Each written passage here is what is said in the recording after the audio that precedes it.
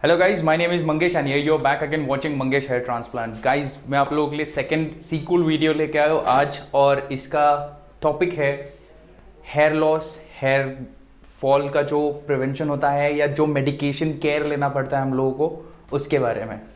ये चीज़ के साथ मैंने डॉक्टर के साथ एक बहुत इंपॉर्टेंट एस्पेक्ट पे बात की है, एक टॉपिक पे बात की है, जो कि है एंड्रोजेनिक एलोपेशिया, जो बहुत कॉमन है इंडियन मेल बॉल्डनेस पैटर्न में। सो ये चीज़ें देखी गई है और इसके बारे में आज हम लोगों का बहुत एक ब्रीफ डिस्कशन हुआ है और वो आप लोगों के सामने मैं लेके आया हूँ। सो चलते हैं डॉक्टर के पास। तो बेसिकली अभी जो आपको जो हेयर फॉल हो रहा है लास्ट 2 ईयर से, ठीक है, बाकी जो आपने जो फैक्टर हमने डिस्कस किए हैं उसके साथ भी मेन कंसर्न आपका क्यों हो रहा है ये बताता हूँ। कि जो मेन है इसमें कि जो ये है वो एंड्रोजेनिक एलोपेशिया है। या androgenic alopecia means it's androgen hormone plus genetic alopecia, means genetic basis है जिसमें उसमें एंड्रोजन हार्मोन आपका ऐड करता है। ओके।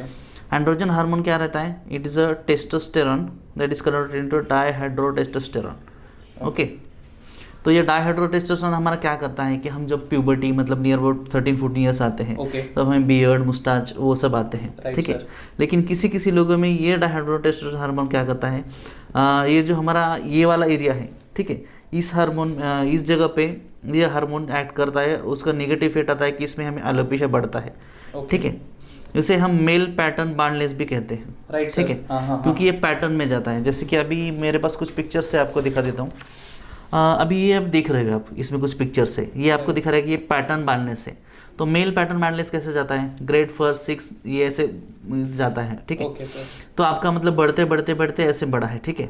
ग्रेड फर्स्ट मतलब ग्रेड सेकंड में ऐसे ये वाला जो आपको साइड में है टेम्पल ओरेलिया, यहाँ से हमें रिसेशंस होता है, ठीक है। आगे बढ़ते बढ़ते ये टाइप जाता है, ठीक है। तो ये बेसिकली जो अपने हार्मोन्स है उसकी वजह से होता है, ये आपको समझ लेना चाहिए। तो इसके ट्रीटमेंट में हमें क्या करना चाहिए वो आपको मैं बता देता हूँ उसी हिसाब से। तो ट्रीटमेंट में हमें क्या करते हैं, ठीक है, इसमें हमें बेसिकली क्या रहता है कि हमारा जो एंड्रोजेनिक एलोपेशिया है वो क्या करता है कि हमारे जो रूट्स है, ओके, रूट्स के आजू बाजू हमारे ब्लड वेसल्स रहते हैं, राइट सर, ठीक है। लेकिन बिकॉज ऑफ दैट हार्मोन जो ब्लड वेसल्स एकदम छोटे छोटे हो जाते हैं, मतलब मिनिएचराइजेशन ऑफ ये हो जाता है, ब्लड वेसल्स के छोटे मतलब कंस्ट्रिक्ट हो जाते हैं, उसकी वजह से ग्रोथ फैक्टर अच्छी तरह से नहीं मिलते।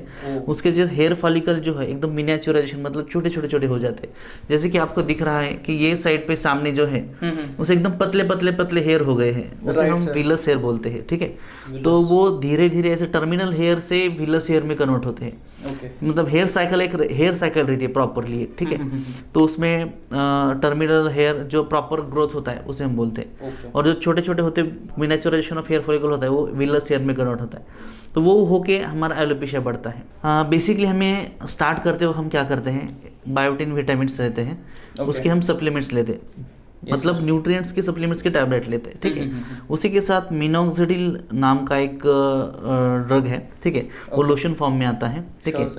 इट इज़ अ वैसोडाइलेटर, ठीक है। तो हम टॉपिकली मतलब उसे अप्लाई करते हैं, उसमें स्प्रे रहता है या ड्रॉपर, उससे हम ये वाला जो एरिया है वो पूरा वहाँ अप्लाई करते हैं। उससे क्या होता है कि वो ब्लड वेसल्स को डायलेट करता है।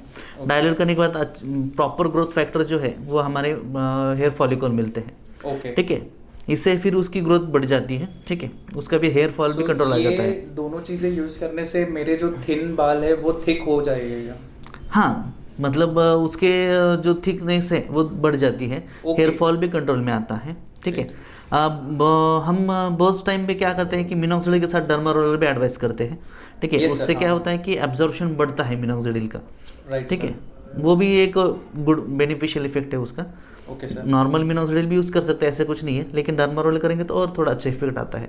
साथ में बस सप्लीमेंट्स टैबलेट है वो अगर हमने स्टार्ट कर दी इसके साथ तो और अच्छी इफेक्ट आ जाता है, क्योंकि डाइट में उतना हम मेंटेन नहीं कर पाते कई बार, कि हमारी कुछ लाइफस्टाइल रहती है, थोड़े चेंजेस होते हैं, इसलिए हम ग्रोथ फैक्टर की तरह मतलब मिनोक्सिडिल ऐड करते हैं और कुछ टैबलेट्स ऐड करते हैं। ओके सर, मेरा एक क्वेश्चन है सर। या अब जैसे मोनोक्सिडिल हो गया और बायोटिन हो गया और साथ में डर्मा रोलर भी हो गया, ये सारी चीज़ें यूज़ करने के बाद एक कौन सा स्पेसिफिक टाइम के बाद मतलब रिजल्ट दिखने लगता है, ऐसा कुछ है क्या? डिपेंड करता है अलग लोगों पे? बराबर बराबर। अभी ये कैसा है, हम स्टार्ट करते वक्त मतलब ऐसे तुरंत हमें रिजल्ट नहीं आएगा, ठीक है। ओके।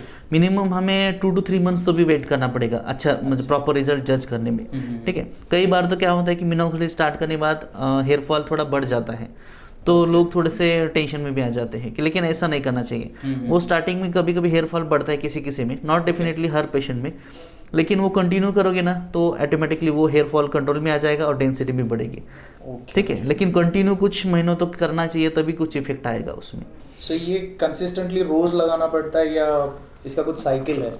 अभी नॉर्मली तो हम बोलते हैं कि बाबा daily near about 1 ml to 1.5 ml हमें अप्लाई करना है, near about daily at night, preferably at night, मतलब थोड़ा सा आपको भी टाइम मिलता है। अब 30 डेज का टाइम है तो उसमें 3-4 दिन हम एक्सक्यूज करके चल सकते हैं कि बाबा ठीक है, उसमें से इतना तो भी होना चाहिए। रेगुलर बेसिस भी करोगे तो ही अच्छा इफेक्ट आएगा, मतलब आज 2-3 दिन करोगे फिर गैप लोगे तो इतना कुछ उसका फायदा नहीं होगा। ओके सर, मैं ध्यान रखूंगा। ठीक है, स्टार्ट करते समय हम मिनोक्सिडिल स्टार्ट करेंगे, कुछ बायोटिन्स के टैबलेट्स रहेंगे, कुछ विटामिन के टैबलेट्स रहेंगे, बस वही स्टार्ट करेंगे, ठीक है। साथ में आप डर्मारोलर भी कर सकते हो, वीकली मिनिमम 2 to 3 टाइम्स साथ में कर सकते हो। Okay sir. ठीक है सर, मुझे पीआरपी के बारे में थोड़ा कुछ जानना है डिटेल में। या चलेगा। पीआरपी क्या रहता है, it's a platelet rich plasma, ठीक है। जब हम प्लेटलेट मतलब ब्लड लेते हैं आपका, नियर अबाउट 10 ml आपका ब्लड लेते हैं, उसको सेंट्रीफ्यूज करते हैं, ठीक है। सेंट्रीफ्यूज करके जो प्लाज्मा मिलता है, ठीक है, उसमें ज़्यादा से ज़्यादा कॉन्सेंट्रेशन में प्लेटलेट्स रहते हैं, ठीक है। तो हम प्लेटलेट, आपको जैसा लास्ट टाइम एक्सपीरियंस किया आपने कि हमने यहाँ छोटे छोटे इंजेक्शन में आपको दे दिया था आपने, तो प्लेटलेट क्या रहता है, platelet derive to growth factor हमें डायरेक्टली हमें नियर अबाउट हेयर फॉलिकल की जगह मिल जाते हैं, ठीक है। उसकी वजह से क्या होता है कि हेयर फॉल अच्छी तरह कंट्रोल में आता है, हेयर डेंसिटी भी अच्छी तरह बढ़ती है, ठीक है। हेयर फॉलिकल की थिकनेस मतलब हेयर की थिकनेस अच्छी तरह से बढ़ जाती है उसमें, ओके सर, ठीक है। ये अच्छे खासे बेनिफिशियल इफेक्ट आते हैं इसमें, ठीक है। वैसे ही कई जगह पे ऐसे मतलब मेजोथेरेपी भी रहती है, ठीक है, जिसमें ग्रोथ फैक्टर डायरेक्टली इंजेक्ट करते हैं विदाउट पीआरपी, ठीक है। अभी हम इसमें क्या करते हैं कि एक नॉर्मल पीआरपी रहती है जिसमें डायरेक्टली हम सिर्फ अपना ब्लड सेंट्रीफ्यूज करके आपको देते हैं। यहाँ पे हम बायोटिन पीआरपी भी ऐड करते हैं, ठीक है, मतलब सेकंड टाइप ऑफ पीआरपी। तो उसमें क्या करते हैं हम, कुछ growth factors already test tube में ऐड रहते हैं, ठीक है। जैसे इस टाइप की सेंट्रीफ्यूज वाली ट्यूब रहती है, ठीक है, इसमें नीचे थोड़ा सा ग्रोथ फैक्टर ऐड रहता है, फिर हम अपना ब्लड उसमें ऐड करते हैं, उसको सेंट्रीफ्यूज करते हैं, फिर उसको इंजेक्ट करते हैं, उसे हम बायोटिन पीआरपी बोलते हैं। उसमें फ़ायदा क्या रहता है, ग्रोथ फैक्टर भी रहते हैं, प्लस अपना ब्लड के खुद के भी प्लाज्मा प्लस ऐड भी हो जाता है, मतलब तो वो एकदम बूस्ट मिल जाता है, या बूस्ट मिलता है। लाइक मेजोथेरेपी जैसे ग्रोथ फैक्टर हम डायरेक्टली इंजेक्ट करते हैं, वैसे हम बायोटिन पीआरपी भी लिटिल बिट थोड़ा सा ग्रोथ फैक्टर ऐड करके उसको सेंट्रीफ्यूज करते हैं, तो वो थोड़ा सा अच्छा इफेक्ट आ जाता है उसमें, प्लस ये नॉर्मल पीआरपी तो है ही, ठीक है, वही इफेक्ट आता है। मतलब पीआरपी में मतलब कैसे बेसिकली ऐड अच्छी बात क्या होती है कि मतलब अपना हेयर फॉल जो है अच्छा खासा कंट्रोल में आता है। धीरे धीरे आप पीआरपी की सेशन लेते जाओ, जैसे कि अभी फर्स्ट पीआरपी हुआ है, ठीक है, लेकिन सेकंड एंड थर्ड पीआरपी जब और हम लेंगे ड्यूरेशन में, नियर अबाउट 1.5 मंथ की ड्यूरेशन में सेकंड एंड थर्ड पीआरपी हम एडवाइस करते हैं कभी भी, तो उतना अगर आपका हो जाए 2 या 3 पीआरपी तो थिकनेस तो एकदम अच्छी खासी बढ़ जाती है। आपको अभी जस्ट महसूस हो रहा है कि मेरा मतलब हेयर फॉल कंट्रोल में आ रहा है।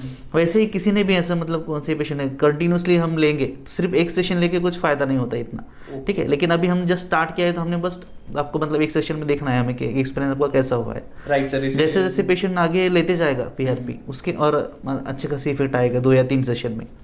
सो गाइस, जैसे आप लोगों ने देखा कि मैंने आज किस तरीके से डॉक्टर्स को क्वेश्चंस पूछे, एंड्रोजेनिक एलोपेशिया क्या होता है, डॉक्टर ने मुझे एक्सप्लेन किया, और किस तरीके का केयर हम लोगों को लेना चाहिए, या जो टैबलेट्स या कोई भी प्रकार का ऑयल हम लोग अगर अप्लाई कर रहे हैं या कोई भी मेडिसिन अगर हम लोग ले रहे हैं हमारे बालों के लिए, हेयर फॉल के लिए, तो हम लोग हमारा हेयर फॉल रोक सकते हैं। तो ये सारी चीज़ों के बारे में अगर आपको कोई भी डाउट हो या कोई कुछ चीज़ें क्वेरी हो, मुझे कमेंट करके बोलना, मैं ज़रूर ट्राई करूँगा आपको जवाब देने के लिए।